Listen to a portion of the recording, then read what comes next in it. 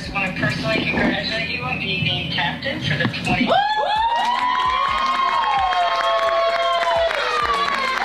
Better part of 2 years, maybe even 3 years, the mainstream media has been trying to convince us that Angel Reese is a huge star. Angel Reese, I'm sorry, ma'am. What makes you think that you deserve to be in the top 10 in the whole WNBA in voting? Don't you know you got to compete with Plum, Collier, Breanna Stewart, Sabrina Ionescu, who else? Caitlin Clark, who is ranked 4th in the WNBA. She's ranked 4th. You are ranked 25th. There's a sold-out crowd waiting in Indianapolis. Lights pulsing, cameras rolling, and the biggest women's basketball party of the year is about to begin. Spotlights sweep the floor. Yet one name is missing. Angel Reese, once marketed as the league's next co-headliner, will be streaming the showcase from home, while Caitlin Clark captains center stage. 1 million-plus fans voted. The numbers weren't close, and the rivalry the league desperately tried to sell just collapsed in real time. But how did perception run so far ahead of performance? And can Reese close the canyon before the W's hype machine moves on? Let's rewind the tape, crunch the numbers, and see why stat sheets, not social feeds, decide who sits on Midsummer's throne. Stay with me, because the first surprise isn't even the vote count. It's what those votes reveal about who really moves women's basketball culture. In the first batch of 2025 All-Star returns, Caitlin Clark shattered the league record with 1,293,526 fan votes. To put that in perspective, no WNBA player had cracked 1.25 million ever.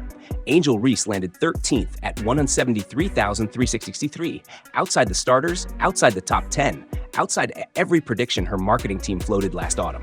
The disparity turned Twitter debates into statistical wreckage. Remember, fan voting in the W isn't just a popularity contest. It's a snapshot of who fans will pay to watch tomorrow. Clark has become appointment viewing. The second the Fever posts a ticket link, sections vanish. Meanwhile, the Sky's biggest attendance spikes have one common thread. They're playing Clark's team. Critics rushed to defend Reese. She's still a rookie plus, they argued. Give her time. But that logic overlooks why her supporters were stunned. For 2 years, the mainstream narrative insisted their college clash birthed a lifelong duel. The vote totals revealed a sequel no one bought. If perception can tilt that far off center, what else is out of balance? The stat sheet tells an even more lopsided tale, and it starts with a record nobody saw coming. Through 18 games, Clark is posting video game lines.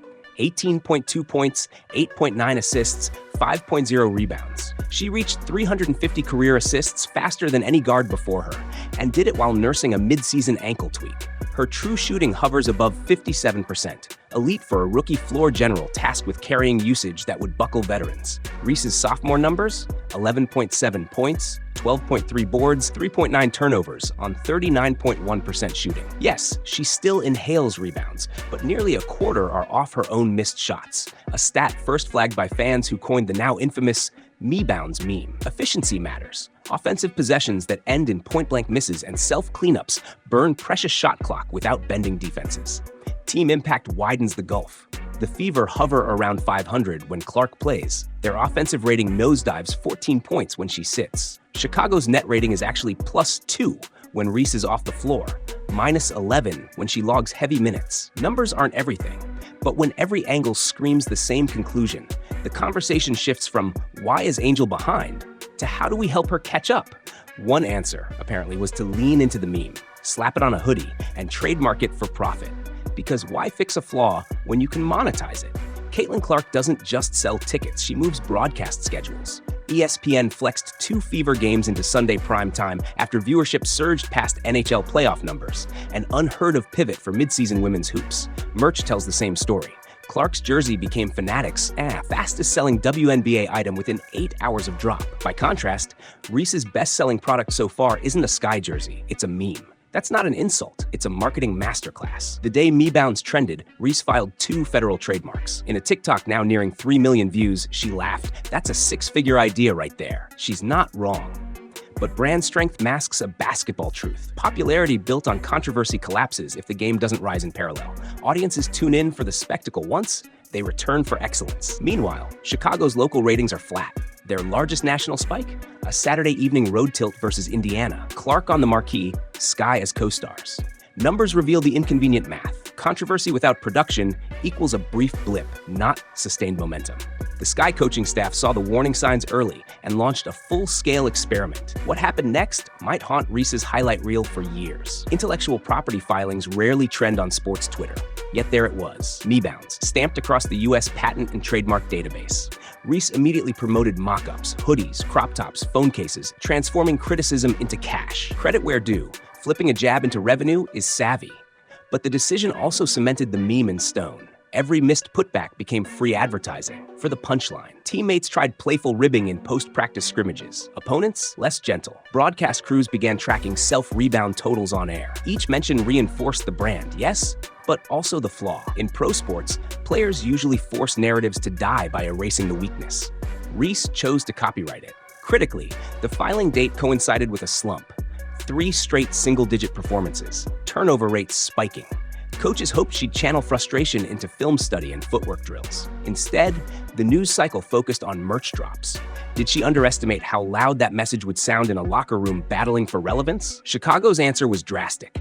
Position changes, minute cuts, and, most shocking, benching their supposed franchise cornerstone in crunch time. Enter Tyler Marsh, fresh off a Vegas title as an assistant, hired to recreate contender vibes in the Windy City. His first big plan: diversify Reese's game. She was slotted at power forward, then small ball center, later a point forward in a spread set. Marsh even greenlit 5 threes a game to force defenders out of the paint. Results? Mixed at best. Reese's assist numbers ticked up, that's the positive, but so did turnovers, ballooning to nearly 4 per night. Her three-point clip settled at 30.8% after a hot first week. Worse, open layup percentage nosedived. Shot charts turned into crimson splatter under the rim. Opponents played hack and swipe, daring her to finish through contact, turning the paint into a mosh pit. The low point came June 29th against Connecticut. Rookie center Camila Cardoso scored a career-high 23, dominating inside while Reese sat for the final 6 minutes. The Sky won by 8. Social media exploded. Cardoso trended for post moves, Reese for a towel-draped scowl. Post-game, Marsh praised whoever gives us our best chance to close, an ice-cold endorsement that may echo all season. Tease, with the experiment sputtering, the league's marketing machine faced an ugly question. Can you sustain a headline rivalry when only one heroine is winning? From draft night forward, broadcasters framed Clark Reese as bird magic for Gen Z. They shared NCAA title lore, opposite personalities, built-in fan armies. On paper, it looked perfect, but rivalries require competitive balance. Ratings spiked anytime they shared a court. Basketball purists grimaced when the games turned lopsided. League execs hoped 2025 All-Star would reignite the spark. Instead, voting laid the truth bare. Fans craved dominance, not forced conflict. Coaches and media echoed the verdict, ranking Reese 12th among front-court options. By week 3, highlight packages stopped splitting screen time evenly. Producers led with Clark's no-look lasers, tacking Reese's boards behind sponsor reads if space allowed. Pundits pivoted. Is the rivalry over? Headlines asked. The better question, was it ever real? Manufactured drama can lift a league's Q score briefly, but it withers when performance pulls back the curtain. Whether Angel Reese rewrites her script now depends on a choice every pro eventually faces. Double down on grind or ride the brand while the window's still open. Plenty of stars have walked this fork. Dwight Howard once led the Magic to the finals, then spent years juggling overseas contracts when defense slipped. Lonzo Ball paired sneaker hype with generational vision until injuries forced a rebuild nobody saw coming. The point, brands age quickly if skills stagnate.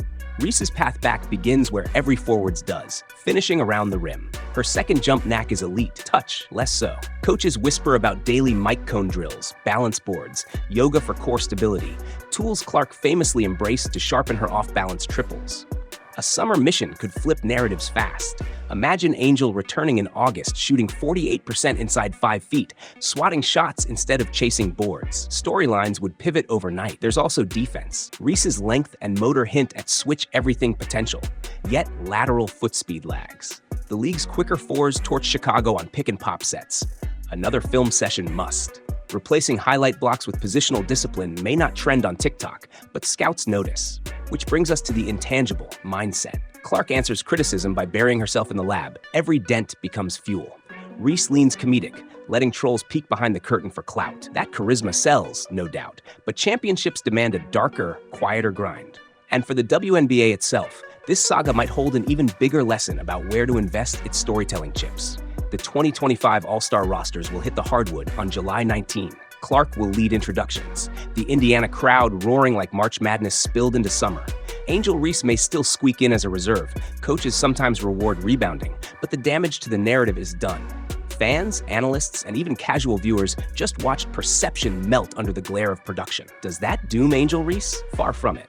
Basketball history is littered with mid-career reboots. Aaliyah Boston added a reliable elbow jumper and vaulted to stardom. Skylar Diggins-Smith tore an ACL, rebuilt, and came back an all-WNBA force. The blueprint exists. Yet Crossroads don't stay open forever. Every viral merch drop, every eyebrow-raising turnover, every minute on the bench in crunch time tilts the scales. Choose the grind.